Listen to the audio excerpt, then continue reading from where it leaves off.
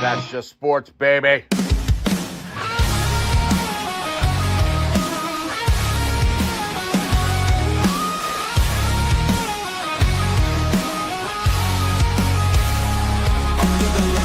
Crowd goes wild, strawberry ice bringing fire and style. Reds, Bengals, Bearcats, all in my zone. This is my stage, my mic, my throne. Boom, like a hammer, I'm breaking the game. Strawberry ice, you're gonna know my name. Sports Talk Thunder, hear the podcast roar. Cincy's line is kicking down the door. Step into the ring where the passion ignites. Talking sports all day and all night. From the field to the court to the roaring stands. Strawberry ice with the world in my hands. Boom, like a hammer, I'm breaking the game. Strawberry ice, you're gonna know my name. Sports Talk Thunder, hear the podcast roar. Cincy's line is kicking down the door.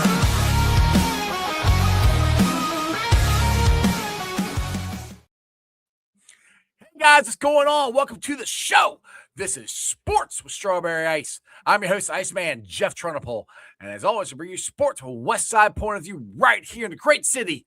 It's a little bit cold, but still a great city of Cincinnati, Ohio. And as always, I'm coming to you live from that ice cave. All right, shout out to my sponsors. They are Priority Lawn and Landscaping for all your lawn and landscaping needs. You need your grass cut, you need shrubbery trimmed, I don't know, you need a paper patio, you need anything. I mean anything.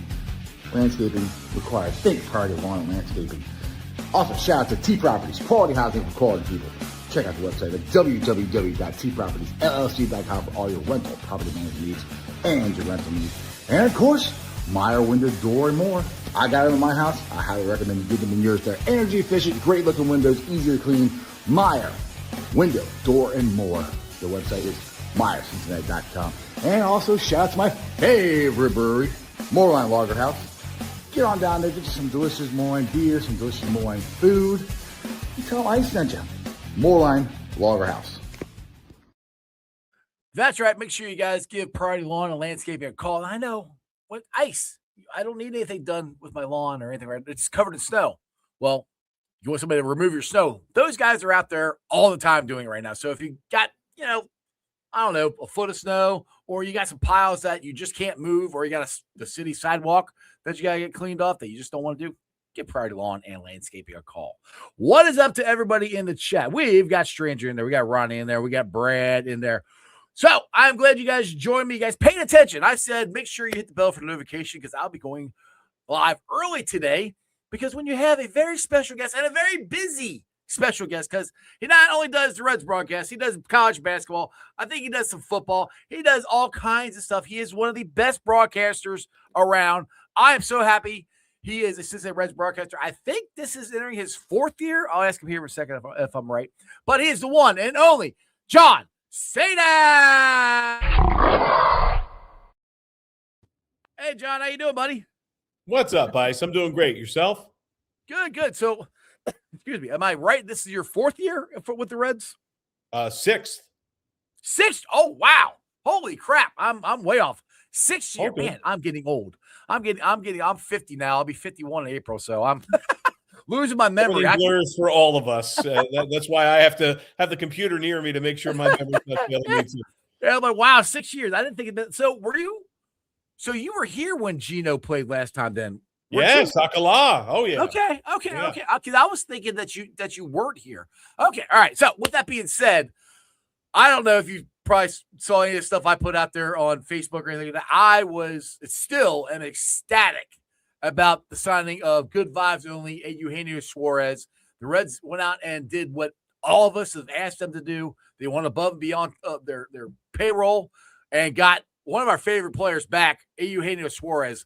How excited are you to just be able to see him back in the Reds locker room on the field and get a chance to interview him again? Well, I think first and foremost, I'm delighted the bromance between Jim Day and Eugenio Suárez can continue. Jim Day. First thing I thought of, I texted Jim immediately when I saw the news from Jeff Passan on Twitter, and Jim didn't know yet, so I got to break it to him, which nice. rarely happens. Usually it's the other way around, so that was pretty cool. Right. Yeah, I mean, I think you're spot on, though. The biggest need this Reds team had after last season was power, and ideally right-handed power. And they got one of the best right-handed power bats available. And he's a great dude, and you know that he's going to blend well with this city and with this clubhouse. It is as big a home run as you can ask for, and they get a mutual option for a second year. And I think it still leaves them wiggle room because now they have so many other positions of potential strength. If everybody pans out in the best case scenario, if everybody's healthy, that ideally during the year, as other needs may crop up, you can trade from other positions of strength. Yeah, exactly. That's what was the best part is when we first hear that, we get Gino back, like, okay, well, this is going to go above their payroll. Who are they going to have to trade or cut or whatever to try to get this down there? But then Charlie Goldschmidt, yeah, he was the first one that I heard say it, that he found that they're going above and beyond. They're not going to have to cut any payroll, which is awesome. And like you said, it still gives them the flexibility come the trade deadline, if they're in this thing, which we all think they will be now, to go out and add some people at the deadline or before then too. And speaking of that is like you just said, we've had so many years of, well, we hope this happens. We hope this guy has this kind of year. What the signing of Gino does is we don't have to hope for something. We just need guys to play to their potential and obviously stay healthy. And with this pitching staff, and Nick Krall didn't get enough credit, I don't think, for what he's done to add to this bullpen. The bullpen was good last year, but let's be honest, we got to the end of the year where there was a couple guys there. We thought their arms might fall off. Tito is going to so often. I don't think they're going to have that problem this year because the bullpen is not only good, but it's also deep. And I think Nick did a great job of I don't say fixing, but adding to the bullpen. I would agree. And I think when I think of Tito Francona as a manager, first thing I think of is the championships with Boston. Oh, yeah. But when I think of him managing, and not to dismiss that getting guys to play hard isn't its own technique, but I think of the greater subtlety in how he used his bullpen in Cleveland. And that was a giant part of what made them as good as they were. And he did lean on guys a lot. And, he's open about that. Tony and Emilio pitched a lot and then needed some managed time near the end of the year. But yes, I think there's a tremendous amount more depth. And I think that's going to be one of the interesting, maybe even position battles going into spring training, because some of the younger arms, guys like Blake Maxwell and Connor Phillips, can they fight and earn a spot at a spring, or, will they wind up as a AAA, and assuredly they're going to pitch in the big leagues. It's right. Guys get hurt. Like that's just part of the reality.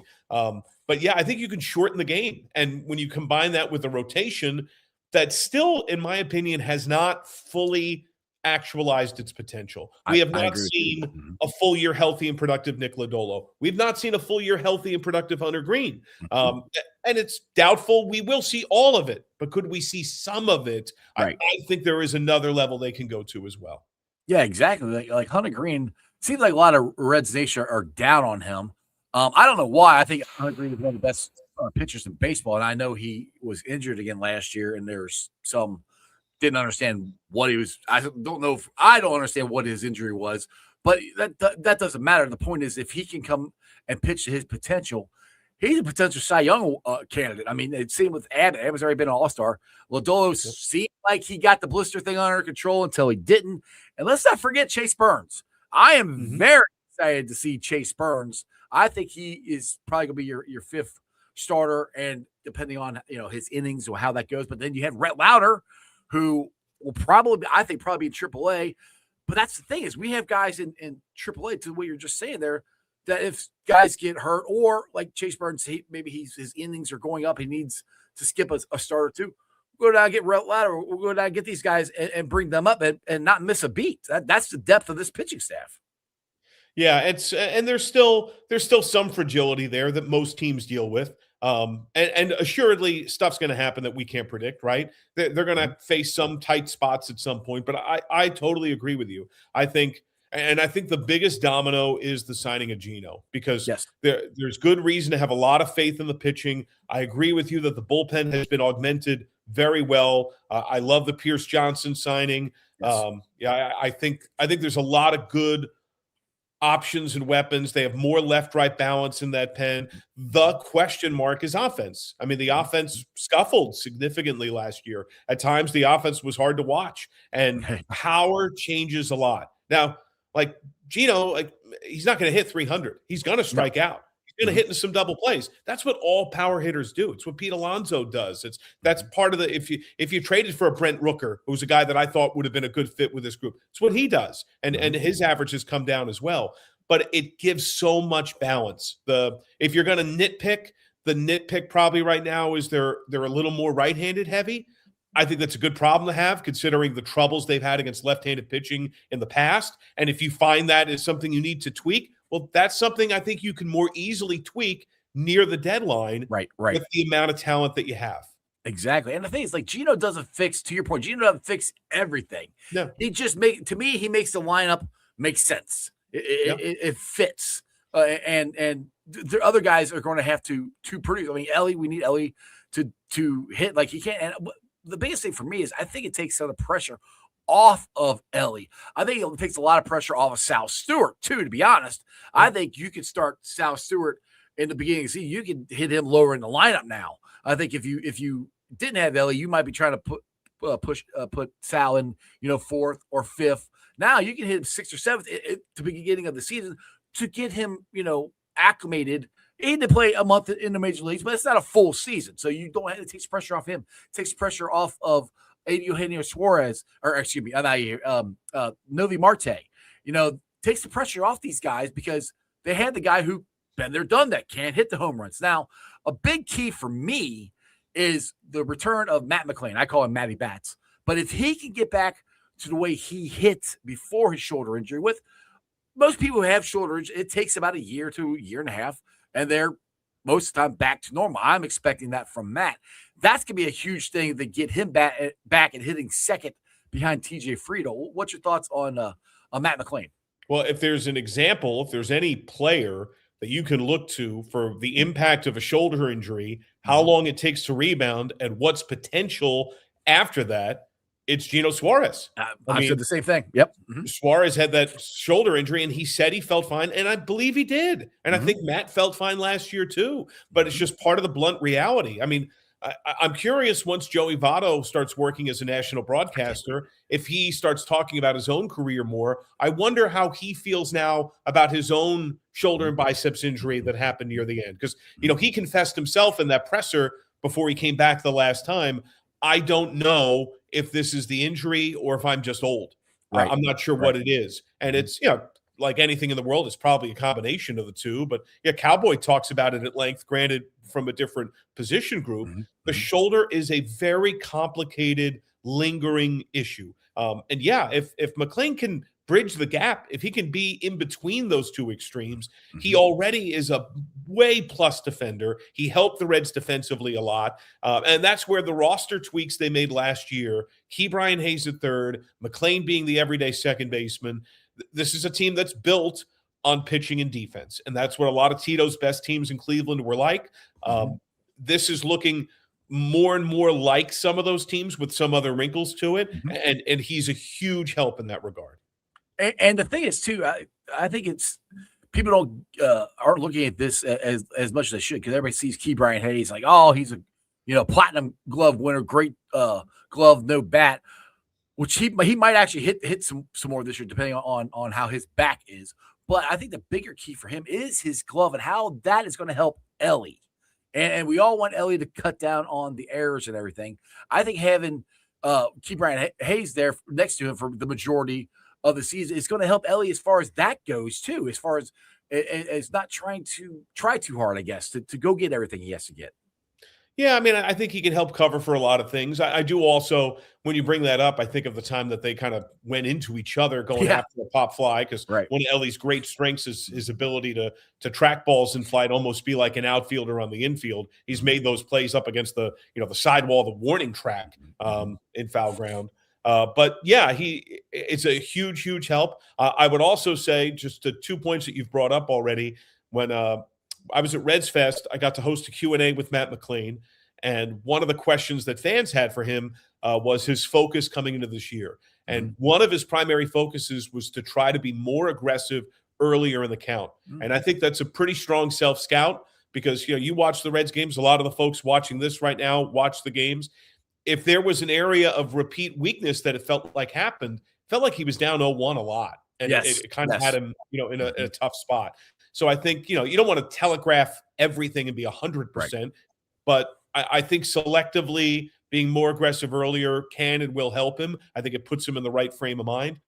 And I would also add, you talked about taking the pressure off Ellie. One of the other standout things to me from my Reds Fest experience is I did a thing on stage, and Spencer Steer was part of it. And when we asked Spence about his views of Ellie and what it's like to play with him, he pivoted quickly, and it's clearly something he had already given thought to. And he wanted to make sure that he underscored to everybody that he's a great player, fantastic teammate, super talented, but how young he is. And and the level of pressure, he is the Reds' best player. I mean, come on. He is. If he plays to his potential, I mean, he's an elite MVP level player. Exactly. But he's very young. He has a giant body, which makes historically, look at the great athletes all over. I mean, it's a limited number of guys like Eric Davis and Darryl Strawberry, that Dave Winfield, Aaron Judge right now, that are able to cover that kind of space. There are many more examples of guys who were equally as toolsy, but far more pitchable and didn't have great backs of the baseball cards. But I thought that was interesting that Spence is kind of, one of the younger veterans on a team that doesn't have a lot of veteran, leadership, seemed to kind of take that spot to point out, grow with him a little bit. And I think he's right. Yeah, and I find that funny because I'm always posting different clips and stuff like that on Facebook or Twitter, and the comments I get about Ellie is, oh well, he's not that good. They should trade him now. He's not all that. I'm like, you guys realize how old he is? I mean, he's not that old, and his potential's through the roof. I mean, he could literally be the best player in baseball once he actually hits his potential, and he hasn't even scratched the surface of it. That's what I find it hard to believe. Reds fans forget how, because everybody remembers what you've done for me lately, the second half of the season, and let's be honest, Ellie was hurt, and I think hindsight they should have put him on the disabled list and hopefully healed him up. That would have helped him. But I mean, the first half he was playing really good. His strikeouts were down. He made the All-Star team. I mean, you got to look at his first half stats to his second half stats, and if you can take his first half stats and duplicate that, that's a pretty darn good year. I mean, I would just look at the whole year. I mean, he was a 3.5 WAR player. He had 22 homers. He had an OPS of nearly 800. He had a good year. And yes, I do think the leg injury was significant. I think it was far more significant than they had led on during the course of the year. I think we've kind of learned that more as the offseason has gone on. And yeah, if there's another lesson that Tito's talked about, and he's a human. I mean, he's going to be in the Hall of Fame, but people have feel moments, and that's what I think most fans want more of, right? They want more managerial feel. And he's a guy who does look at numbers and does consider that, but he goes more on the relationship with the player. It still is very important to Ellie to play every game, which we should respect the heck out of. Like he was playing out there with torn stuff in his leg, like with one leg, basically. So that's what he did. At the same time, I do think that Tito now recognizes that he has to sit him at not 30 times a year. We're talking like once a month. Yeah. And then he could still situationally pinch hit or pinch run if you have a chance to win the game. But to get the best version of him and to keep him healthy throughout the year and productive, because he's a power speed guy. So his legs are everything to both of those things. Exactly. All right, we got a question here from the chat here. Blakey Pie here. He kept quoting the John Sadak isms that ball had a family. It's a cycle. So all the great stuff we love about you. But he says, John, what's the most exciting? What are you most excited to see this Reds season 2026? I mean, right now, and I'm probably moved a lot by what's just happened. What the domino of Gino does in the lineup and how many homers he'll hit. A healthy Gino back at GABP. Can he get 50? Yeah. I mean, that would be pretty cool. If there's one thing I'm most looking forward to this year right now, it's probably that, but it's, it just happened. So if you ask me again in another month, we'll see once spring training's kind of going through. He's probably looking forward to getting the heck out of this snow and going to Arizona for a little while. That I would not turn that down either. I mean, it's Snow is fine, but the sub-zero wind chill and the snow that never leaves the sidewalk when I try to walk the pup, that's a little much.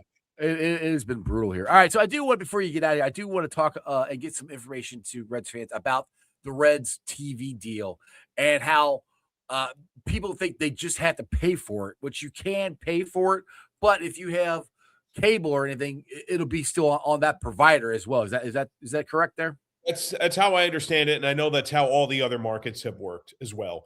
So in most of those cases, it was even the same channel position. I don't know that in Cincinnati. To be honest, we're still kind of working through everything. I haven't heard much yet that's specific, but that's how it's worked everywhere else. So yes, if you don't have a satellite or cable TV provider, if you weren't watching on the old FanDuel at all, there are no blackouts. You can buy a monthly or season package and stream the Reds wherever, whenever, on any device that you want, including your TV. But if you've historically gotten the channel through your pay TV service, whatever that is, cable, satellite, or even a streamer that had it, to my knowledge, it should still be there for this coming year. So you would not have to spend extra money above and beyond. It instead is just inviting in more people at a fair price rate that weren't able to access it through a pay TV provider in the past. Now, my question is, do you know if they're planning on broadcasting any more spring training games? So they usually maybe do 2, maybe 3. I would love if they do more spring training games. That's just me because it's baseball, and I'd love to see more baseball. Have you heard anything more about that? No, actually, as we're talking right now, I just got a text from our producer asking if I had time to chat today, and I assume that'll be part of the conversation. I know that most of the other teams that had already switched to MLB, because a half dozen have been doing it before this big domino fell, most of them were doing slightly more or the same number. In my years doing it, I think each year we've done 3, and then they aired another 3 or 4 from other, when we were FanDuel, other FanDuels. So if the Reds played the Angels, we might take the Angels feed and would air on Fox Sports Ohio. I don't know yet. So that's still TBD, but I would hope and think that's the case because I think there's a lot of compelling stories. Yes, especially, I mean, because just to take advantage of this momentum that they built with signing of Gino, and I know the excitement for Reds baseball went from, I won't say 0, but it went from like 10 to like 100 in about 20 minutes when the announcement came out that they signed Eugenio Suárez, because one, he's an all-time fan favorite, and it got Reds fans, including myself, believing we got a shot at winning this NL Central. We got a shot at making the playoffs again. We actually might have a shot at winning the playoffs this year, winning a playoff series, which would be the first time since 1995, which, like I said, I was old. I was 20 in 1995, the last time we swept the Dodgers. So what's your thoughts on that? Like, as far as the season goes, the Reds competing for the NL Central, have they done enough to compete there? I'll put it that way. Yeah, and I think Gino is exactly the ad that did that, because if there was a criticism that I heard from Reds fans more often before that, it was that the Reds were basically running it back. And I couldn't steadfastly disagree with that. I mean, they made ads to the bullpen, but the biggest issue they had last year was scoring, and just hoping that everybody gets better, which they could. And that's not, you shouldn't not do that. But yeah, there was a glaring need, particularly for right-handed power. And then they went and did that. I will not doubt the Brewers. I have learned that over time. The Reds have to they own us. So I still think, in my opinion, right now, the division is theirs to be lost. The Cubs have had some very nice ads. But yes, I do think the Reds have a realistic shot at that. And to be honest, when I look at last year, it's great they made the playoffs. That's a big step. I viewed last year with kind of a mixed lens, though. I thought the pitching took big steps forward. The offense took steps back. And they made the playoffs. I mean, the Mets totally crumbled. I mean, if the Mets don't spiral in one of the worst ways we have seen in a while, the Reds don't make the playoffs. I mean, they were 1 win better than they were 2 years earlier when they were eliminated on the next to last day. But yes, right now, I do think it's more realistic to expect a win total in the upper 80s, maybe 90-something if everything broke right. It rarely does, but it could. And I think you're in a far more serious shot at winning the division, because to me, winning the division for a team like the Reds ultimately comes down to winning more of those head-to-head games. They've had a lot of trouble with a lot of teams, including the Pirates, who have not had a terrible offseason. If they can do a better job even holding their own, being closer to 500 in those divisional games, then yes, there is a realistic shot, and I think they have a really good group to try to do that. And that's the thing is last year they did pretty good against everybody except their division. They had such a hard time. And the Pirates are the ones that drove me freaking nuts. Now, yeah, they do have a really good pitcher over there, so I understand when we have a hard time going against They him. have several really good pitchers. Yeah. They're going to get Jared Jones back too. They're a lot like the Reds. They're more like the Reds than I think Reds fans realize or want to admit at times. There's a lot of similarities between the two teams, how they're constructed. Yeah, and Milwaukee, they are the St. Louis Cardinals to us now. How we had a hard time beating the Cardinals. Now it's the Brewers. I hate to say they own us, but right now they own us. We have a hard time beating them. But to your point of getting into the playoffs last year, I look at it. I know we got beat by the Dodgers, but these young guys experienced a pennant chase. Yeah, they have experience of in the playoffs now. They know what it's like. So it's not going to be, it's all new. Like they've already done this already. So to me, that bodes even well for this year. You know what you're getting into. And the pressure, I don't think we'll get to, not that the pressure got to them last year, but if the pressure builds up, they know how to handle it. And they're done that. And that's what veteran teams do. And you want a team to know how, sometimes a team that knows how to handle the pressure the best does the best in playoffs. And with this Reds pitching staff, I keep going back to this because I grew up in the 80s and 90s. We didn't have a lot of pitching. 1990 was my favorite team. We had the bullpen. Our starting pitching was pretty good, but the bullpen was unbelievable. This starting pitching we have right now, it could, they haven't got to this yet, but it could be like what the Atlanta Braves had, or they had solid starting pitching throughout their run. That's what the Reds could have. I'm not saying they have that, but that's the potential we have here with these guys. And I'll still say pitching and defense will beat offense any day. Most of the time it will.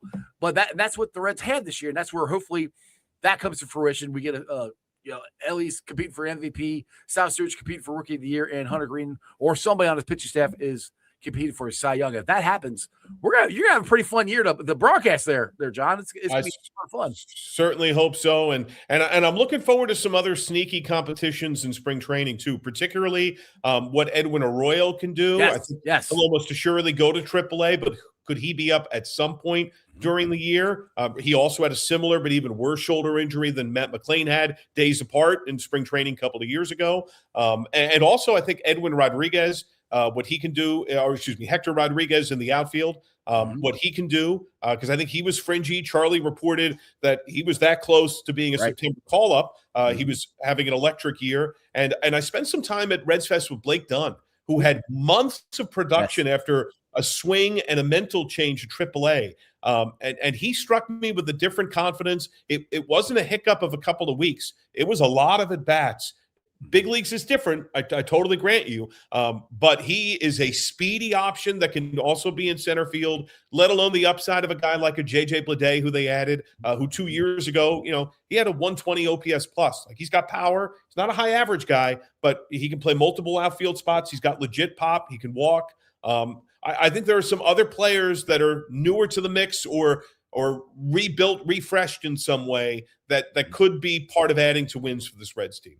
And don't people are going to roll their eyes, but don't forget about Rhys Hines. Rhys Hines had a very good AAA year again when he went back down. So he cut down on his strikeouts and stuff like that. So does that translate to the majors? I don't know, but that's another one you keep your eye out there for. All right, I will get you out on this one here. What is your go-to food place, sports bar, whatever out there in Arizona? You got a spot out there you like to hit, John? I love Grimaldi's Pizza, and I love going with the all-white, and their cannoli for dessert is awesome. They have a nice bar scene to be able to watch games, but there's multiple locations, and it depends upon where the Reds are playing their game or where we are in town. But I love Grimaldi's. I think it's fantastic. That's awesome. Hopefully one of these years I'll make it down to spring training. Ever since they moved to Arizona, it's been a little hard for me to get out there. Florida's a little easier to get to, so hopefully one of these days I'll make it out there. John, anything you want to promote or anything before I let you go? All good, man. Just stay with us for the 2026 season. Hopefully that spring schedule is coming soon, and look forward to seeing you on TV and out there at the ballpark. All right. Hey, may the Schwartz be with you. Likewise, the sequel 27. I know. Chris I'm is back. excited. I can't wait. See you, John. Be well, Ice. See ya. All right, guys. I hope you enjoyed that as much as I did. Yes, there is a sequel. Spaceballs has a sequel. I am so excited about it. I cannot wait. I know John Sadak is a big Spaceballs fan like I am. I love that movie. But yeah, I am very excited about the Cincinnati Reds. And one of the guys were talking about the Reds tonight at work. And this kind of goes back to what I was saying with the playoff run that we had last year. With what they did with this bullpen, what they did with adding Gino, that run last year and winning the NL Central and getting to the playoffs and getting that experience, I really think it's going to mean so much more this year because they've been there, done that. And they actually have a team that not only them in the locker room or us Reds fans, but national media are going to say they have a contending team for the NL Central. It's not just, we keep saying hope is an option. Hope isn't a plan. Hope isn't a strategy. What they did with this offseason, with the bullpen, because I don't think a lot of people have talked about what Nick Krall did with this bullpen. I think there's upgrades everywhere in this bullpen. And just the adding of Gino, like I said, Gino doesn't fix everything, but it just makes the lineup make sense. And only I did get to ask John that I wanted to, and I know a lot of people keep talking about left-handed, right-handed lineups. I don't necessarily. Well, actually, I know Tito doesn't really platoon people. Now, will there be games where he, gives guys some time off and just does it purely by, who's on the mound, left-handed or right-handed? Yes. But this whole thing with Spencer Steer being a potential platoon guy, I don't see that at all. Do I see him playing multiple positions? Yes. I also see him mostly being our left fielder. I mean, if you're asking me right now on February the 4th here, to me, your opening day lineup is Steer left, TJ Friedel center, Marte right, Key Bright Hayes third, shortstop Ellie, Matt McLean second base, South Stewart first, and Tyler Stevenson catching, and Eugenio Suárez your DH, and probably most likely Hunter Green your opening day starter unless something happens. And I think that's going to be the majority. That's going to be your go-to lineup. Now, who's hitting second is, to me, depends on how Matt McLean hits. If Matt McLean hits like he used to, Matt McLean will be in that number 2 spot. Because, how many times did Tito put him in the number 2 spot last year and he couldn't hit? One thing, I don't see Tito doing this, and I'm going to give credit to Billy DeVoe where he brought it up. And again, I'm older. I don't think of this because when I grew up, it's, your leadoff hitter was your short, speedy slap hitter who get on base and, get on base a lot and steal, which is kind of what TJ Friedel is. I'm not even talking about leadoff. I was talking, and you do the same thing with your number 2 hitters, more of a guy who's can hit behind the runner, make contact, stuff like that. Now they got, guys like Kyle Schwarber leading off or hitting second or whatever. And Billy DeVoe brought this up on Monday's show that he would put Ellie hitting second and Gino third. And I'm like, all of a sudden a light bulb went off in my head. I'm like, yeah, that makes sense. One, because you get Ellie up there. You're making sure you get Ellie and you get Gino up there in the first inning. 2, to get more ABs. The higher you're in the batting order, the more ABs you get. It's just math. And 3, Ellie can hit too. You can put Ellie leading off if you want to. I wouldn't do that. I would put him hitting second and have TJ Friedel lead off. But if TJ's not in the lineup, you could have Ellie lead off. That's where I've changed my mind because I have Matt McLean at second, but I really, really like Ellie hitting second, Gino hitting third, and then I would hit Steer hitting fourth. And I think South Stewart, I would put South Stewart, at least at the beginning of the season, put him hitting 6th, 7th, 8th, somewhere around there, just so there's not the pressure of trying to be the guy. And that's another thing that this whole thing with signing of Eugenio Suárez does. It takes pressure off Sal Stewart of being the guy. How many times have we had conversations before we got Gino is, well, who's going to be the power hitter? Who's going to be that guy to hit behind Ellie? And like, well, Sal's got the power. Sal's potentially got the power to do all that. And a lot of people are like, you might put him there. And that's an awful lot of pressure to put on a rookie, which he's still going to be a rookie. He didn't have enough at-bats to not be he only played for a month. So this takes pressure off of him. And this takes pressure off of Ellie. And the thing is, I kept saying this too, is this team needs that veteran presence in that lineup, in that locker room. Kind of like how Scott, what was it? Scott, the third baseman for the Reds that we traded for. He played for the Phillies. Scott Rowland. There you go. Thank you. What Scott Rowland did for a young Joey Votto, a young Jay Bruce, those teams, young Brandon Phillips, those teams, when they first started getting into the playoffs, how much he meant to them of being a professional and showing them the ropes. And like Gino said, for him, it's a blessing. It's fun to be a baseball player, to enjoy every day. And sometimes everybody goes through days where you're like, oh, man, I don't want to do this today. I don't have the energy to do this, yada, yada, yada. And I'm sure that happens with baseball players. Not that Gino doesn't have that, but Gino, he said it's a mental thing. That's what he said in his interview with the press yesterday. It's a mental thing. And that is huge, I think, to help a young ball club is the mental game. Terry Francona can only help you out so much. But if you get that guy who's been there, done, and Gino's played in playoffs, he's been all-star, he's been there, done that. He knows what it takes to be successful in this league. And one thing I do love, I heard in his press conference, is he is talking about bringing a world championship back to Cincinnati. Gino's saying that. And if he's coming here with that mindset, he can permeate that through the whole clubhouse. Not that the Reds aren't thinking that, but it's kind of like, well, it's speaking into existence, talk about it. That's the goal. The goal is not just to make the playoffs. The goal is not just to win a playoff series. Those are all great things. Like I said, my kids have never seen the Reds win a playoff series. They've also never seen them win the World Series either. So that would be cool. And that's the thing with this pitching staff and the bullpen.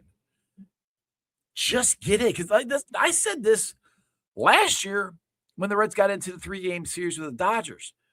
And everybody's like, it's Dodgers. They're going to kick our butt. But which they did. But I was like, it's a 3-game series. You got to win 2. We got pretty good starting pitching staff. Now, Hunter Green didn't do so hot. But, again, it was his first playoff start. It doesn't always go great. Sometimes you got to learn from your mistakes. I think Hunter is going to learn from his mistakes and do better this year.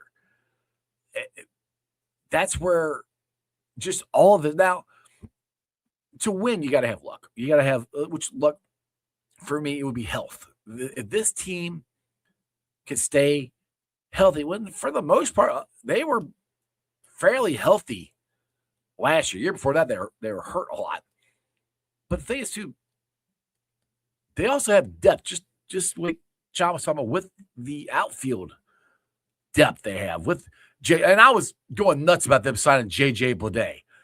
I'm fine with J.J. Bleday being a guy off the bench. Perfectly fine with that. I was not okay with them counting on him for anything out in left field. One thing Nick Cross said, he said, getting him is like a lottery ticket. You might hit big. And the thing is, now we don't need to hit big with J.J. Bleday. But if we do, that's even better. That makes the team that much better. The one thing I would like them to get and they still could get it, is to get a middle infielder as far as a backup, just a glove guy. Now, Nick Cross said it last night on Red's Hot Stove League. Basically, your backup shortstop is Matt McLain. Your backup second baseman is Spencer Steer. Gino can play first base. You got Gino can play third. You get Spencer Steer can play first and left. So they have it covered. It's not like they have to go out and get that guy, but it would be nice to have it. We don't even need a guy that has a bat. Just a pure glove man would be fine. But there's not a lot of holes in this team right now. And I'm not saying, like I said, I keep going back to this. I'm not saying, oh my goodness, we got Eugenio Suárez, everything's fixed. No. He fills a need, a big need, a huge hole that we had in this lineup. We wanted them to trade for him last year. That's what this is. This lineup, they needed Eugenio Suárez last year. They didn't have this because that's where we go back to what John said. And I've said how many times they've struggled last year to score. And that's the thing, too, is I don't expect Matt McLain to hit like he did last year. I expect him to hit like he did the year before that. I don't expect Ellie to have a bounce back year, and he didn't have a bad year. But I think this takes pressure off him. Novi Marte is not going to have to worry about playing third base. Hell, they're even saying that he's been playing to center field. So he might be another guy you could put in center field. He's extremely athletic. He's in right field. I think he's going to mash this year. Sal Stewart looks like nothing bothers that kid.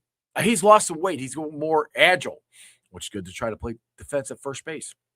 Ke'Bryan Hayes is a platinum glove winner at third base. He's gotten himself in better shape, and hopefully his back feels better.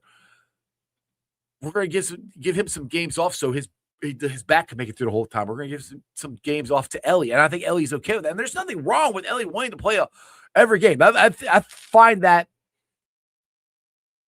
character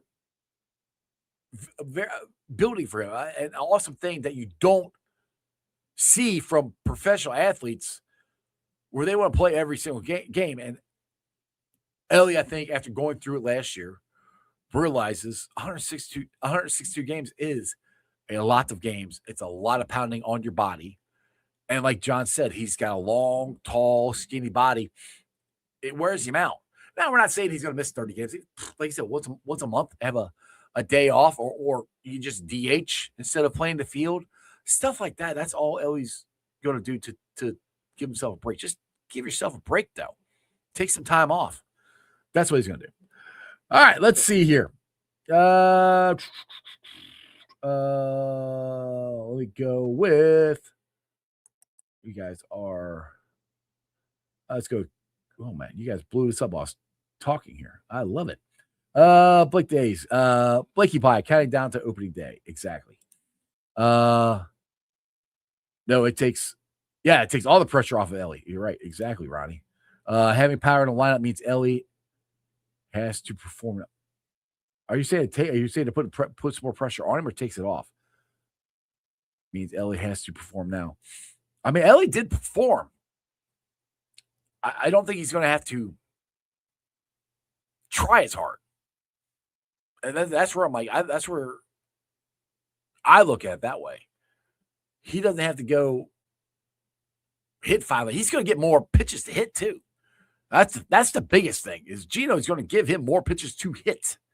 They can't just pitch around him like they could. That's a big thing. Ronnie having power. Well, that means, oh, you already said that one.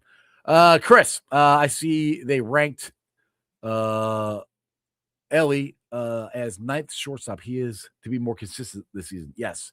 Ellie has to be more consistent. The thing is, they can make the spectacular play, just make the routine ones. And that's where I think playing next to Ke'Bryan Hayes should help him out, because it's hitting the third base. Let Key get it. Key's got it. Let's see here. Chris, how long do they stick with Eminem if he's not hitting? That's a good question. Based on Eminem meaning Matt McLain, based on what they did last year, they can't do what they did last year. And there's more options to put at second, I think, because you could put Steer at second. They also say you can put Sal Stewart there at second. I'm not sure how good of a second baseman Sal Stewart is. I know Steer's a pretty darn good second baseman. So how long? I don't know. It depends on. I can't answer that right now. I mean, if you're a month into it and he's not hitting, no, you gotta make some changes. That's what I would do. You say JJ will be dynamite. I don't know. Will it be? There will not be a later show. If that's what you're asking, Ronnie. No, this is the only show I'm doing today. So that's what I'm trying to hang out here for right now. Ronnie is still a hole in the lineup. Who's back? And that's not, like I said, there's a couple options. Like there's a lot of options. The best one for me, I think, right now is moving Ellie to second. Let him not play second, bat second. I love that. I don't think Tito's going to do it. I don't necessarily. I think the if you're not putting Matt there, the other guy is you can put Steer there maybe, but a lot of people say Marte there because with his speed. But I also like Marte hitting lower in the lineup. My number one option would be to put Ellie there and Gino hitting third. Again, I don't think Tito's going to do that because he didn't do it last year. He kept him at third pretty much the whole time. Did Marte start hitting at the end of the season? Yes, he did.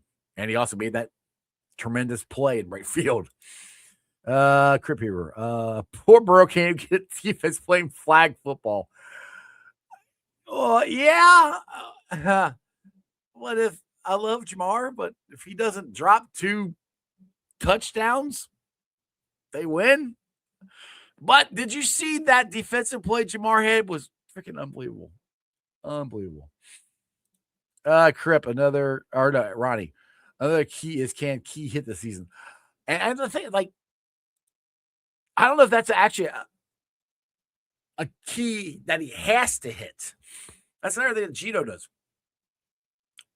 Because Key's not a great hitter. He's an okay hitter when he's healthy. He's not going to be a guy to hit for power or get on base a lot. I mean, hopefully I'm wrong. He's mostly there for his defense. And that's where, again, Gino helps that a lot. So I don't really – I'm not sitting there going, oh, my goodness, this whole season we got to have Key Brian Hayes hit. Like, if we do, we do. If we don't, we don't. Let's see here. Yeah, Chris says it's Reds Day, Crip. Right, get it right. Ronnie, you make it out to Arizona. I got room for you. I appreciate you, Ronnie. I do. Oh, you got a nice luxury apartment. Ooh, talking my language. Probably not. I don't have. When I work at UPS, I have to put in my vacations for the entire year in November. So I already took my first vacation. That was a couple weeks ago. Went down to Florida to go help clean up my father-in-law's house. So I don't have another vacation until March, April, somewhere around there. So I would love to get out there.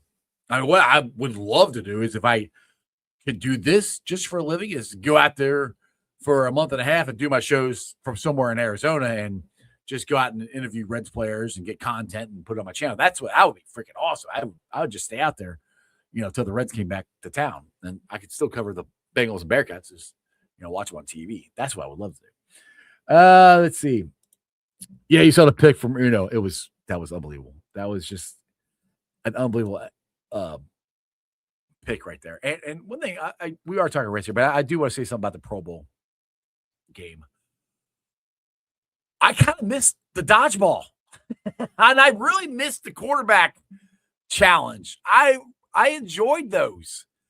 I think it's cool they're doing it in the same city at the Super Bowl, but they can do All-Star Saturday night, and they can have the game Sunday night, and keep it in the city in the Super Bowl. I don't know about you guys, but I kind of missed it. The Pro Bowl, like everybody keeps about how the Pro Bowl used to be. Yeah, guys used to hit, but it's still the Pro Bowl when I was a kid. It was the week after the Super Bowl. Nobody freaking watched it. It was a terrible time to have the Pro Bowl. Yeah, they played football, sorta. I mean, this is and the cool thing with the flag football. You can actually see their faces. They don't have any helmets on. You can see them talking crap to each other and having fun. Like, I really enjoyed that part of it, and just playing flag football. It's just pure athleticism. That's what it is. And I don't know. I enjoy it. I thought it was cool, but I did miss the dodgeball. I missed the quarterback challenge where they got through for the longest toss and the most accurate, and I missed the wide receivers catch or doing the judge machine trying to catch them in the opposite courses, and I liked that part. I actually liked that part better than I liked the game, and they used to always do that. I would always watch the skills challenge, so I wish they would go back to having the skills challenge on Saturday night and the game on Sunday night, and they could wrap it all up in with the Super Bowl week. That's what I don't know about you guys, but you say you miss when they actually play football. They didn't really actually play football. I mean, even when they played football, they didn't. Yeah, every once in a while, Sean Taylor would blow somebody up, but that was it. It still wasn't real football. I mean, the only, in my opinion, the only sport that can really play their all-star game like they do in the regular season is baseball. NHL, you really can't do it because they're not going to blow guys up and hit them. Basketball, they could, but that one's baseball and basketball, those two, they could play like they really do. Basketball, that one drives me more nuts than anything the Pro Bowl does. I love All-Star Saturday night. I like slam dunk contest, three-point shooting contest. I like all that stuff. The game itself sucks because they do not try. The NFL players do not try. The NFL football players last night were trying, and they were having fun. The NBA, they don't try. They don't even care if they're there. And everybody's like, you had, you didn't have the bet, like Joe Burrow was there. Well, he didn't really make it. And but they wanted to be there.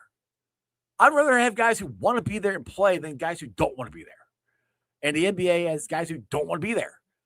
They don't. That is the worst all-star game, in my opinion, is the NBA. I love All-Star Saturday night. Slam dunk contest, three-point shooting contest, whatever else they do. I love those. But yeah, the one that's the most like regular season is baseball. Hopefully the National League will actually win it here. There you go. Chris, yeah, you love football, John. So do I. Basketball is the only one where you don't get your arse. Yeah, because nobody plays defense. Like literally nobody does anything. It's boring. And the way the NBA, they all shoot three. I don't want to get in the NBA. I get so. People are like, "Oh, you're an old man on your soapbox." Like it's this ISO ball and everything. And the Cleveland Cavaliers, they traded for a guy who's all ISO ball. I don't know why they traded for him. Like when you watch the Cavaliers when they play good and they're on a roll, is when they're moving the ball around. I love basketball with ball movement. It's so much more fun when guys are cutting. Go watch. You guys watch. I beg you, if you have not watched Miami University play, they're 21, 22-0 right now. Go watch them play. They are so much fun to watch play. They play their ass off. They're diving on the floor for ball. They're backdoor cutting. They're setting picks. They're setting screens. They're driving to the basket. They're kicking it out. They're doing everything I wish the Bearcats would do. Their offense is phenomenal. And it's not that hard. It's back cuts. It's screens. They can shoot threes. They can. But they can actually make them. The Bearcats can't. And I'm going off on a tangent here about the Bearcats. All right, let's see here. Let me get back to your comments here. Let's see here. Ronnie. Same here, Ice. When they do something, wish they'd do something about the Pro Bowl. Yeah, Pro Bowl's, I don't mind it. I don't. Chris said Joe wanted to show up for Uno, I think. I have no idea. Ronnie, yep, MLB has it right. I do. All-Star Gate, yes, it's a stinker. You are, and I love the NBA. I just think I loved the NBA. I still like the NBA. I just don't like all the ISO ball. It's too much dribbling. Just dribble. I was like, move the damn ball. Sorry, sound like an old guy. Chris, I watched the Lakers. They're basically tan like the Bengals. I call them the LA Bengals. Oh, ran like the Bengals. I got you.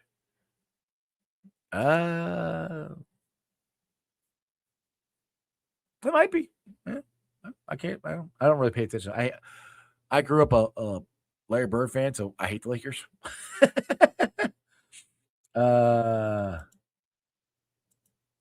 Yes, we have Wes Miller for a coach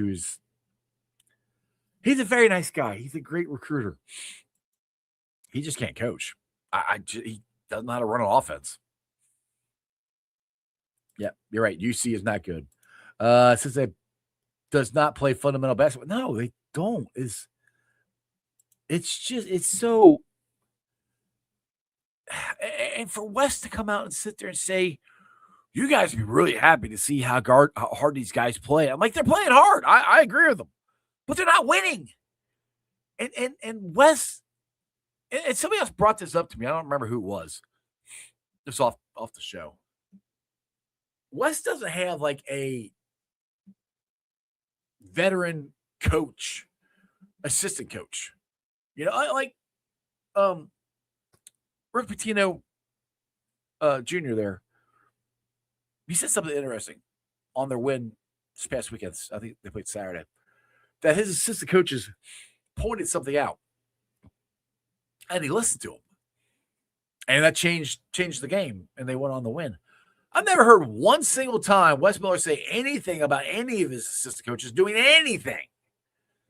Because they're all a bunch of young guys. He needs some veteran guys. Because he doesn't, like, when they go on these droughts and they keep just running down and there's ran 3 seconds or 5 seconds off the shot clock and they chuck a three-pointer up.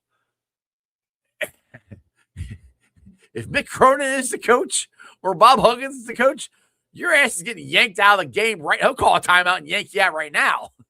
Wes is like, all right, good shot. Like, no, that's a terrible shot. What are you looking at? That's awful. And there's no, it's just dribble. Let's pass the ball around the outside. Miami, they move the ball inside. They dribble inside. They stop. They look. They pass. They're constantly moving. That ball is popping. It's constantly moving. Yeah, every once in a while they'll get somebody to dribble a couple times to try to make a basket, but very rarely does that happen. The ball doesn't stop. You see the ball stops, or if it doesn't stop, they're shooting a three-pointer. Like, it's just I've never seen anything like it. For a guy who played for Roy Williams, won a national championship with Roy freaking Williams, and you were a captain on that team, I think. This is your offense? I don't understand. Like, you obviously don't have the talent to do what you keep trying to run over and over and over and over again, and you don't change. It's the definition of insanity. I just yeah, I'm right down with you. I'm so done with Wes. Brad, did you see the support Hugs gave this week? I did not. No. For support for Wes or what? Chris, UCS get rid of the guy. Yes. John Cunningham. Get rid of the guy hiring the coaches. Baseball and football hires or terrible. I wrote an article about that You guys go read my Substack. I said 6 years is enough with Wes. And 3 years, this will be the fourth year, is enough. Coming up, will be fourth year. We're not getting rid of Satterfield. Now, it's enough of Satterfield. It's enough for Cunningham. Cunningham swung and missed twice. Three times. He also hired Brandon. He swung and missed 3 times on our coaches. Dude, it's time to go. Like that's the thing for me. Is like, yeah, I want Westcott. I want Satterfield. I want John Cunningham gone.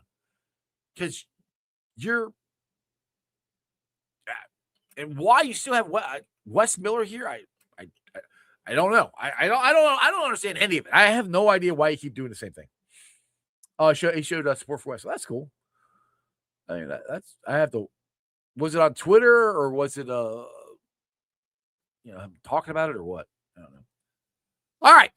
Wow, we've already been on for an hour. I think I'm gonna get the heck on out of here. But as always, thanks for watching my live show, YouTube, Facebook, X, Twitch, Instagram. You can follow me on all those, along with Threads and TikTok. And check out my Substack. Like I said, I wrote an article about my thoughts on the Bearcats blowing everybody out and especially getting rid of John Cunningham. All right, shout out to my sponsors. They are Priority Lawn and Landscaping for all your lawn and landscaping needs. You need your grass cut, you need your shrubbery trimmed, I don't know, you need a paper patio, you need anything. I mean anything. Landscaping required. Think Priority Lawn and Landscaping. Also, shout out to T Properties, quality housing for quality people. Check out the website at www.tpropertiesllc.com for all your rental property management needs and your rental needs. And of course, Meyer Window, Door, and more. I got it in my house. I highly recommend you get them in yours. They're energy efficient, great looking windows, easy to clean. Meyer Window, Door, and more. The website is MeyerCincinnati.com. And also, shout out to my favorite brewery, Moorline Lager House. Get on down there, get you some delicious Moorline beer, some delicious Moorline food. And tell them I sent you. Moorline Lager House. My thanks to John Sadak for joining me for the first half hour. If you guys missed any of it, go back there and make sure you watch it. If you want to listen to it, check it out. It'll be on the podcast. It's on BeanPod, Apple, iTunes, Spotify, Google, Stitcher Play, pretty much wherever you get your podcast. Do me a favor. Let's do it. Rate it, like it, review it. Leave a 5-star review and a comment so more Cincinnati fans can find my podcast. Somebody asked who I have on tomorrow. I think I got Frankie on tomorrow, I think. Frankie. Yeah, Alex Frank from the Locked On Bengals Squad show. First time he'll be on the show, so he'll be on tomorrow. We'll be talking some Bengals. I know he's done a lot of talking about Zach Taylor and play calling.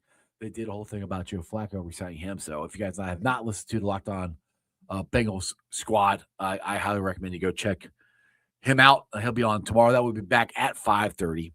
And then Friday, of course, we'll be doing the Fun Who Day Football Friday show. Hopefully, Dale will join us. He'll be freezing as much in his garage. I'll have to find out. Ronnie says, well, I hear I talk about it. I don't know because I haven't taken a nap yet. So I'm kind of getting sleepy. So I might, if I do one, I might do one before I take a nap. I got to figure out what the heck to talk about first. But I agree with you. Yeah, and Nelson should be. I don't think Terry wants to coach. I don't think he did coach high school team area, coached Western Hills, and he was good at it in high school. But I don't think Terry wants to coach. He would say Eric Martin. I don't know how Eric's done. I know Eric got a job as head coach somewhere. I can't remember where. I honestly right now, and you guys are gonna say I'm crazy because he coached Xavier, but I'll take Travis Steele. The way he failed at Xavier. Yeah. And this is what I think West needs to do. I think West needs to go back down to like a MAC school or something and get a couple years under his belt. And maybe West can go get another job like that. Like Travis Steele failed at Xavier, but he's got him rolling at Miami. I wouldn't mind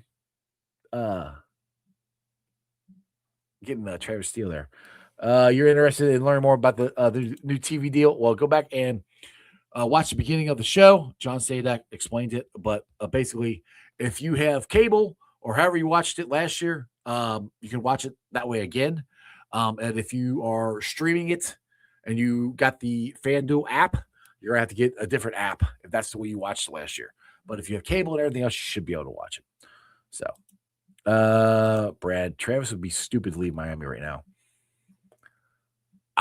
Would he? I mean, it's max school. Cincinnati should be able to pay him more money, and it's a Big 12. Depends on what Travis wants to do. Maybe Travis is happy at Miami. I don't know. But, I mean, lots of guys are – I mean, I thought what's his face, who was Xavier's head coach. I didn't think he was going to leave, and he left for Texas. They're always looking to upgrade. And Miami's great college. My son graduated from there. Yeah. And Ronnie, I would definitely take Travis. Hey, there you go.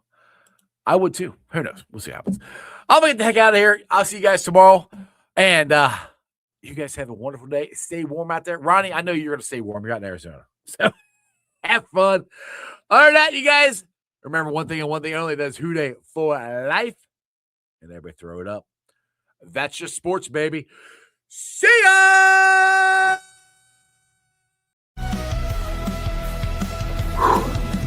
Another great show. You guys still here? The show's over. You can come back tomorrow. I'm out of here. See ya.